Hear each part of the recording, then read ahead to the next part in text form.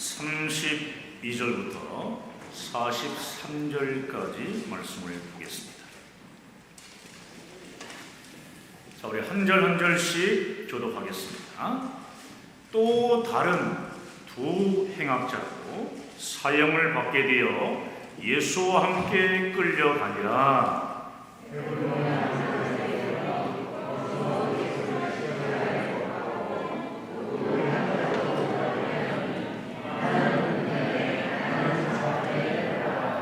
이에 예수께서 이르시되 아버지, 저들을 사하여 주옵소서.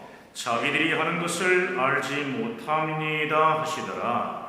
그들이 그의 옷을 나눠 제비 뽑을세.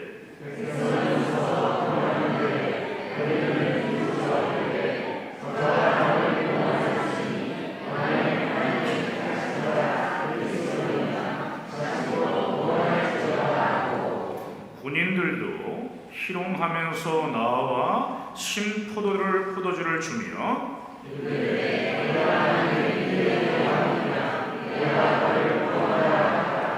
그의 위에 이는 유대인의 왕이라 쓴 패가 있더라.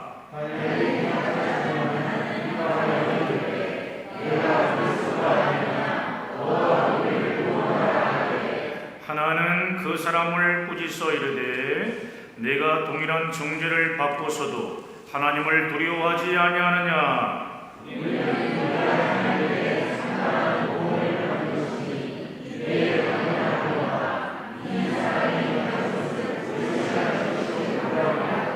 이르되 예수여, 당신의 나라에 마실 때 나를 기억하소서 하니 예수께서 이르시되 내가 진실로 너에게 이르노니 오늘 내가 나와 함께 낙원에 있으리라 하십니다. 아멘. 할렐루야.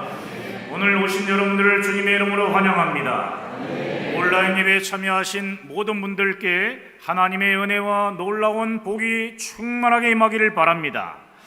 우리 서로 교제합니다. 잘 되고 있습니다. 행복합니다. 기도하면 더 잘 됩니다. 할렐루야. 오늘은 사순절 두 번째 주일입니다. 사순절은 교회력에 있어서 아주 중요한 절기입니다. 성탄절을 기다리는 대강절처럼 사순절은 부활절을 기다리는 절기입니다.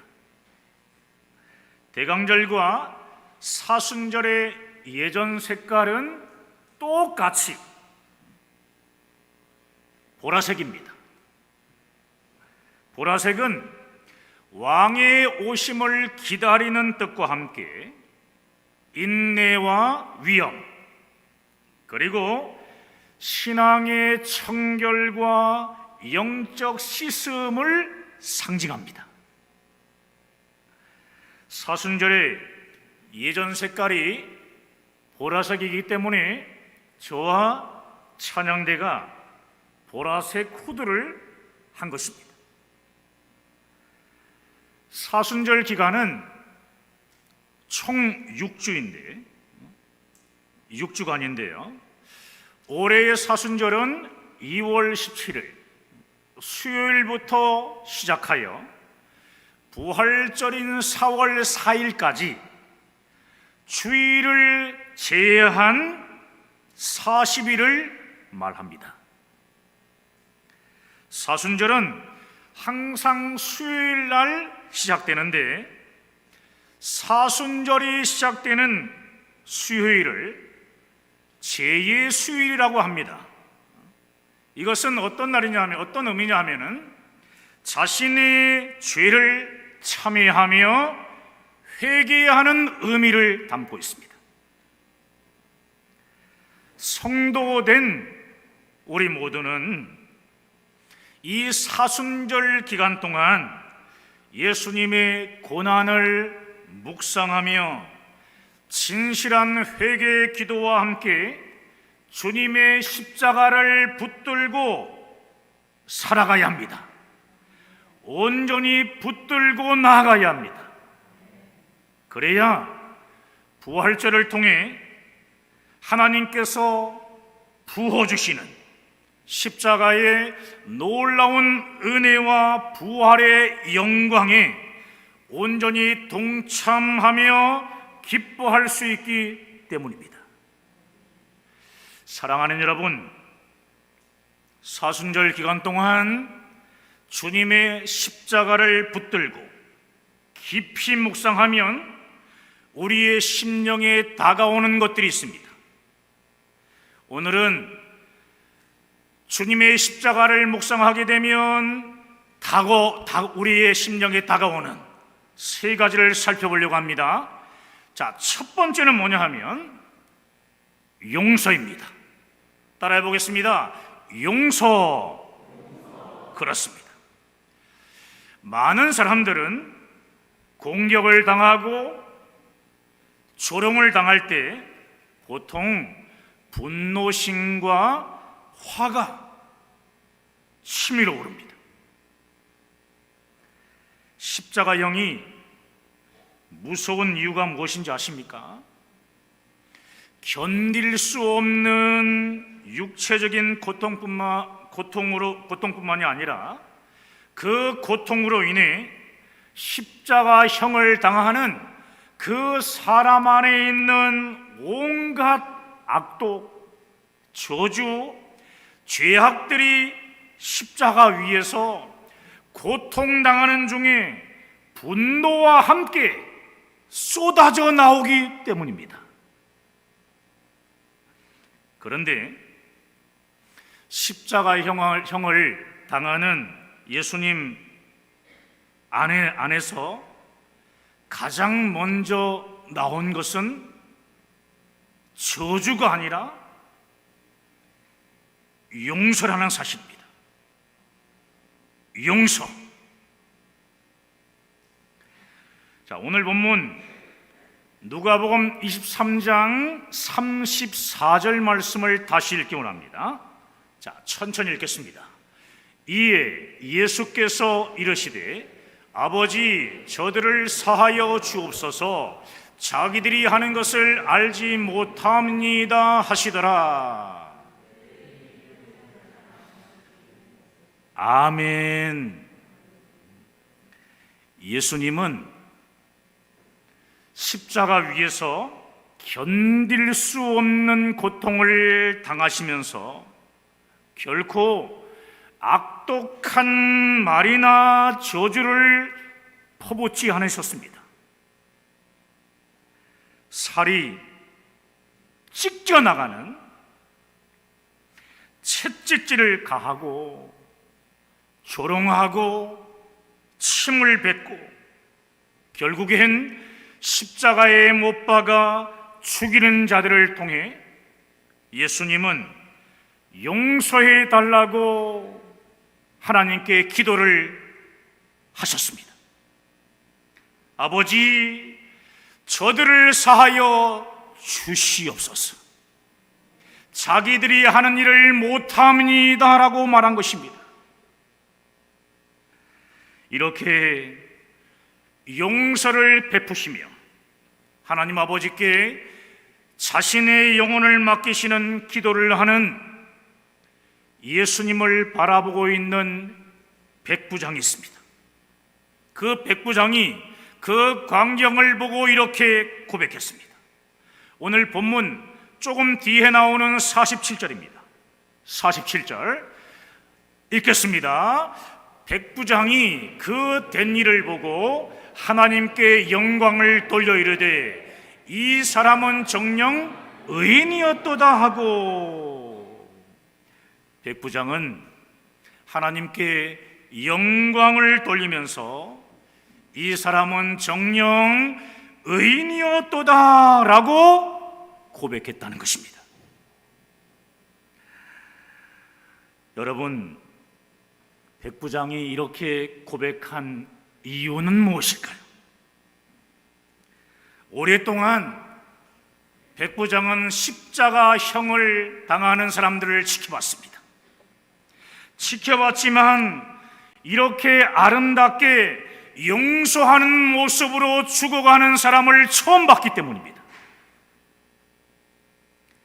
사랑하는 여러분, 우리는 짧게는 하루, 길게는 일평생을 마무리 짓습니다. 평생을 마무리 지어요. 우리의 하루의 끝, 평생의 끝을 십자가 위에 예수님처럼 용서로 마무리 지을 때 가장 아름다운 마무리가 되는 것입니다. 자, 에베소서 4장 26절을 함께 읽겠습니다. 에베소서 4장 26절입니다. 분을 내어도 죄를 짓지 말며 해가 지도록 분을 품지 말며. 다시 한번 화면 보고 시작. 분을 내어도 죄를 짓지 말며 해가 지도록 분을 품지 말고. 하루를 아름답게 마무리하기 위해서는 분노로 마무리 지어서는 안 됩니다. 아멘입니까? 용서로 마무리 지을 때가 가장 아름다운 마무리가 됩니다. 마귀는요, 우리에게 절대로 용서하지 말라고 부추깁니다. 내가 지금까지 당한 만큼 상대에게 철저하게 갚아주라고 막 부추깁니다. 용서는 바보나 하는 짓이다, 이렇게 가르칩니다. 여러분, 잊지 말고 기억하십시오. 마귀는 용서를 아주 싫어합니다. 용서하는 것 자체를 아주 싫어하는 존재입니다. 용서는 사람을 살리고 구원하는 생명의 능력이 되기 때문입니다. 마귀는 용서하지 못하게 하려고 우리 마음에 심어 놓는 것들이 있습니다. 원한, 분노 같은 것을 심습니다. 절대로 뽑지 못할 것처럼 보입니다. 그러므로 우리가 무엇을 하든 마지막은 꼭 이렇게 해야 돼요. 십자가의 용서로 마무리 지어야 합니다. 십자가의 용서로 마무리 지어야 합니다. 예수 그리스도의 십자가는 한마디로 말해서 용서라고 말할 수 있습니다.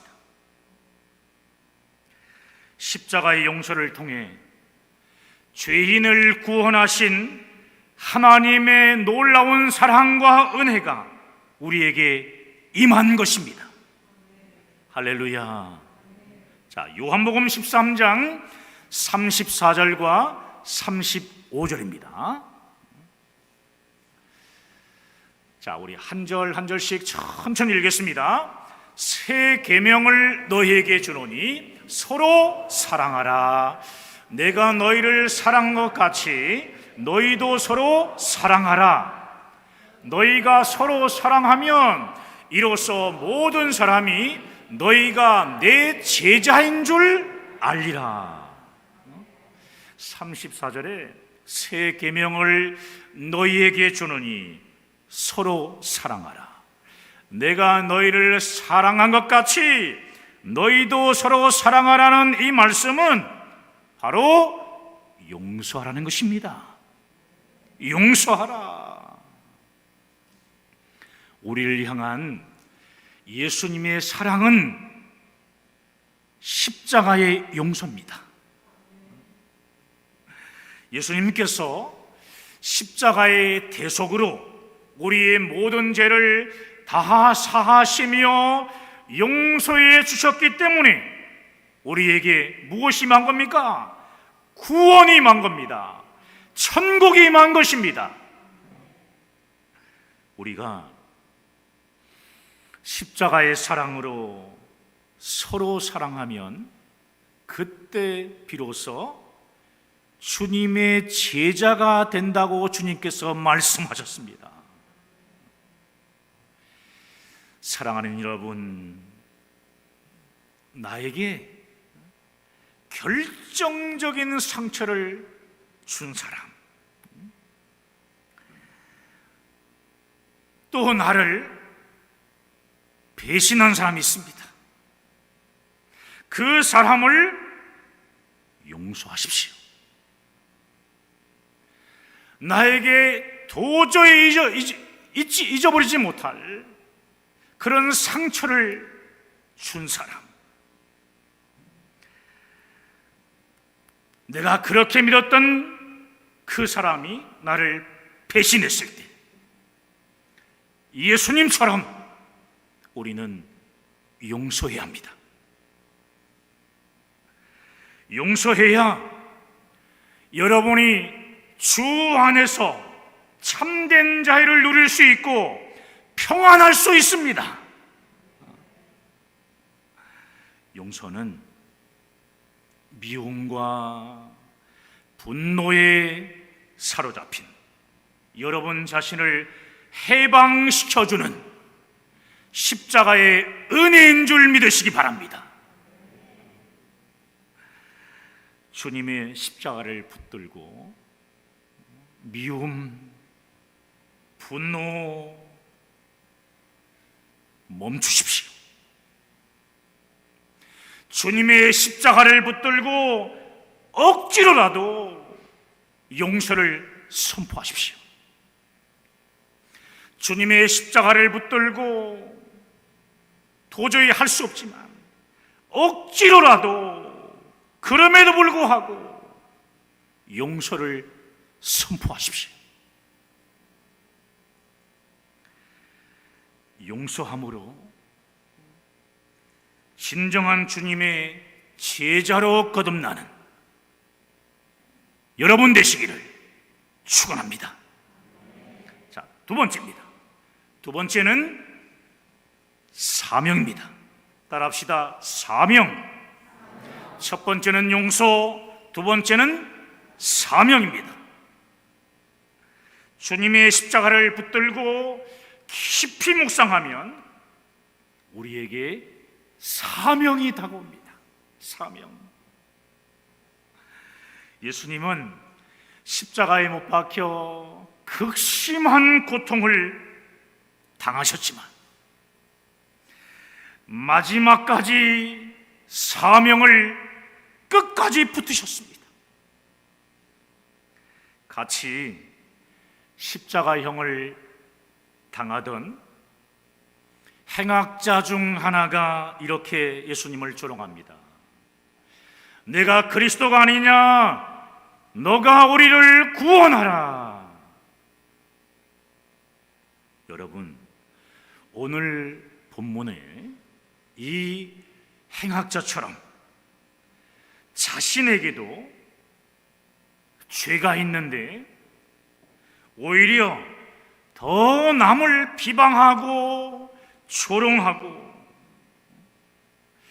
본인이 하는 일도 제대로 하지 못하면서 다른 사람에게 훈수를 두는 사람들이 있습니다.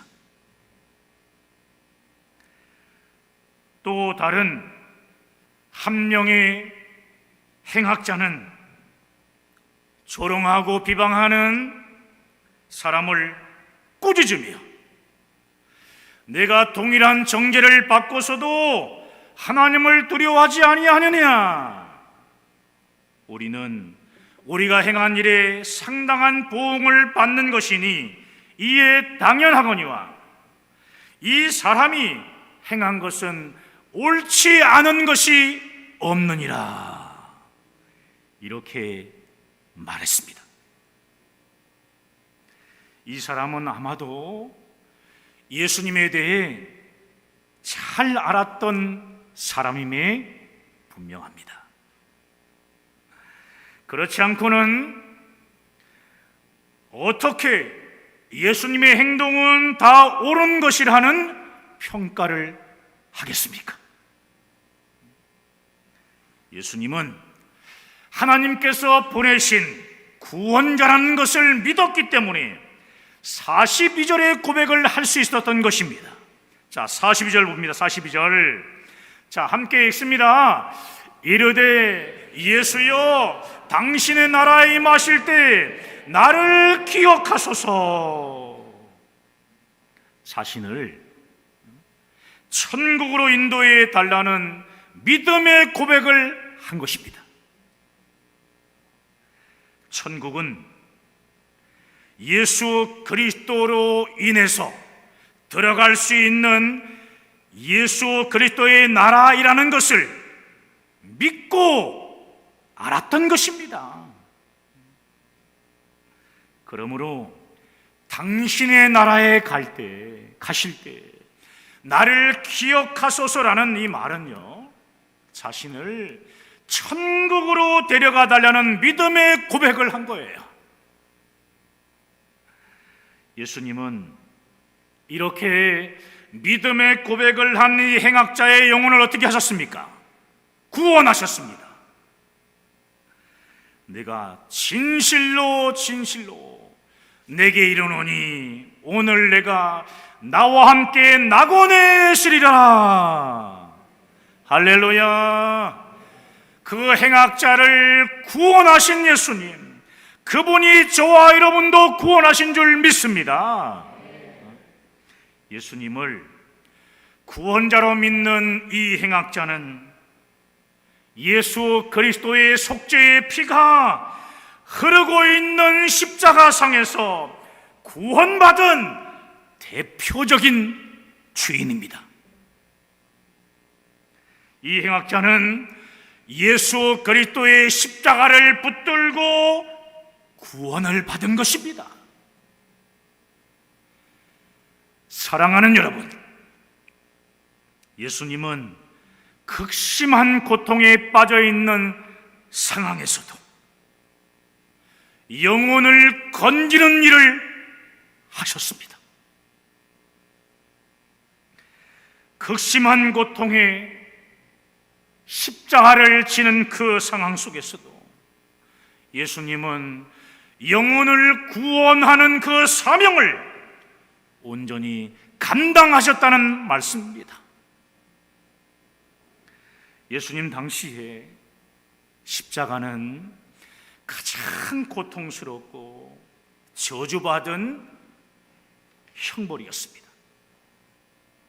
우리 주님은 이 험한 십자가를 지심으로 우리를 구원하신 것입니다. 할렐루야. 그러므로 우리 모두는 주님의 이 험한 십자가를 붙들고 어떤 상황 속에서도 사명을 감당하는 주님의 제자들이 되어져야 할 줄 믿습니다. 생각지도 못한 고통의 상황이 다가왔을 때도 주님의 십자가를 끝까지 붙들고 사명을 감당하는 여러분 모두가 되시기를 간절히 축원합니다. 할렐루야. 자, 마지막 세 번째입니다. 마지막 세 번째는 하나님에 대한 온전한 신뢰와 믿음입니다. 함께 읽어보겠습니다. 하나님에 대한 온전한 신뢰와 믿음. 아멘.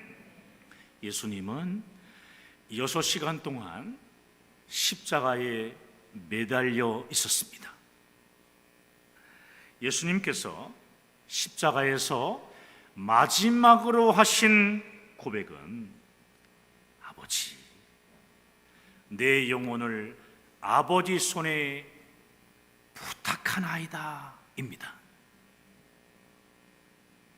이 고백은 하나님에 대한 온전한 신뢰와 믿음이었습니다.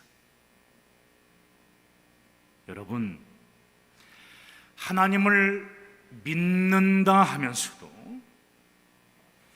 의심의 삶을 사는 것은 아름답지 못한 인생입니다. 신앙생활의 기본은 무엇입니까? 하나님의 약속을 믿고 신뢰하는 것입니다. 하나님을 믿고 신뢰하는 것. 독생자 예수 그리스도를 이 땅에 보내셔서 십자가의 대속으로 죄인을 구원하신 하나님의 사랑을 믿을 때, 십자가의 구속으로 우리를 구원하신 하나님의 사랑을 믿을 때, 믿는 그 순간에 우리가 영생의 구원을 받은 것 아닙니까? 아멘입니까?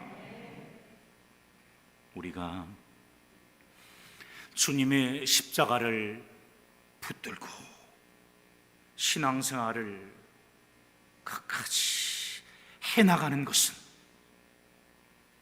하나님에 대한 온전한 신뢰와 믿음 때문입니다. 하나님에 대한 온전한 신뢰와 믿음으로 예수님처럼 사명을 끝까지 감당하는 여러분 모두가 되시기를 주님의 이름으로 축원합니다.